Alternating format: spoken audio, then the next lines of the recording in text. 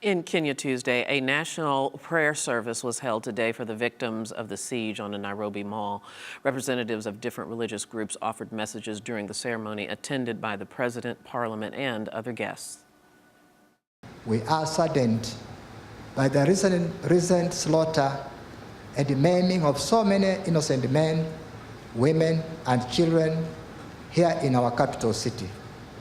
We now feel fearful, insecure, and traumatized in our public places, especially shopping centers and places of worship.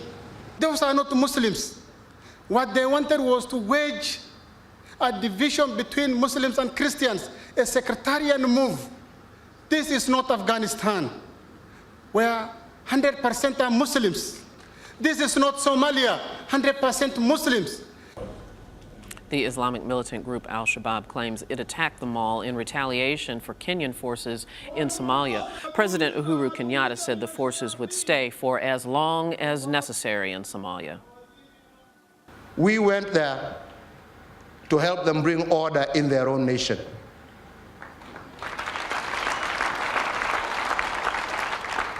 And I want to be categorically clear. We will stay there until they bring order in their nation. Arise News producer Akisa Omulepu is in Nairobi with the latest on the siege in Kenya. Akisa, what is the situation on the ground there? Good evening, Debbie. The situation on the ground by the Westgate Mall has been contained, but the mood is still a bit somber across the city. As it currently stands, according to the Red Cross, there are 39 people missing and almost 70 people dead. Currently, right now, the scene is in a state of recovery.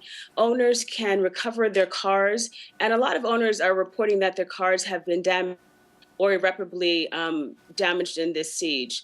As you mentioned earlier, the president was at the National Prayer Vigil today, where he claimed that he will not let this action go unjustified. Debbie? I've been reading reports, Akisa, that there has been looting there at the mall. How widespread was the looting, and any indication of who's behind it?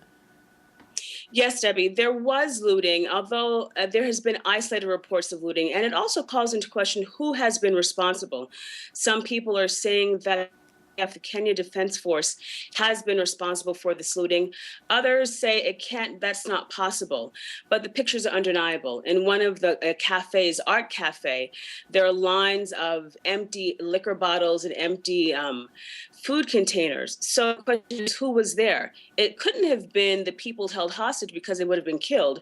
So it begs to conclude that it was some force of the military behind some of the looting and misconduct in the mall. Yeah, it's just absolutely unbelievable. I also read that there were beer bottles strewn around and all the things that you just mentioned. That's inconceivable. I'm sure the investigation is actively ongoing. Any word on how much longer the investigation will go and when the mall will be released back to its shop owners? Well, the mall, as it stands, is almost irreparable. There are some reports actually be taken down because so much of it has been damaged. And then the question is, will people even want to go back? Should it now become a memorial site? So the investigation will continue. As it stands, there are international forces and international coalitions here to help the Kenyan government. I saw British as well as Canadian forensic teams on site to help with the investigation as well. I wonder where the public frustration is directed right now, Akisa. Can you tell me who people are most frustrated with behind this terrible event?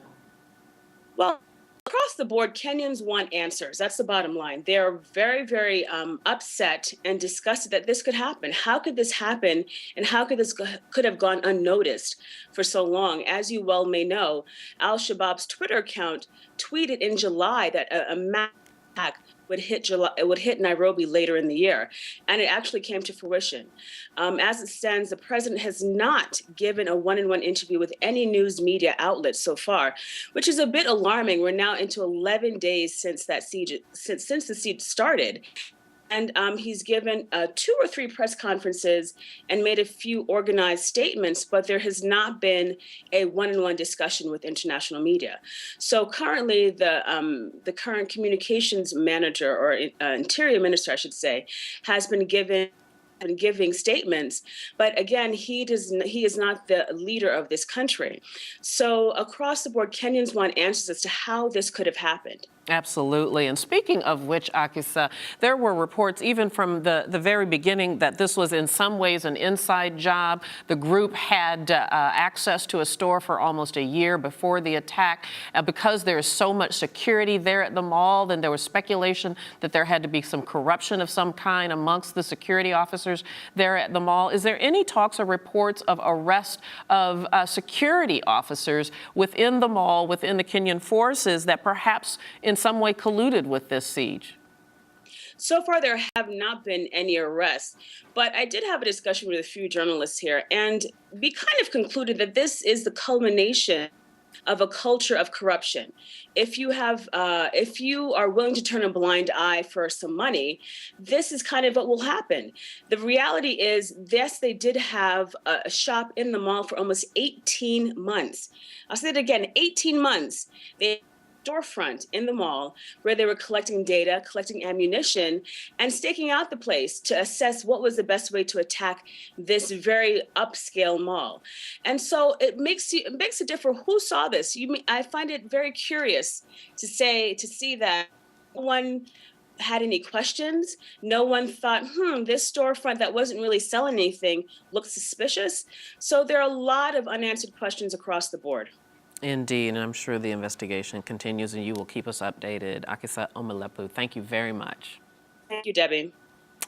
And this is Arise America.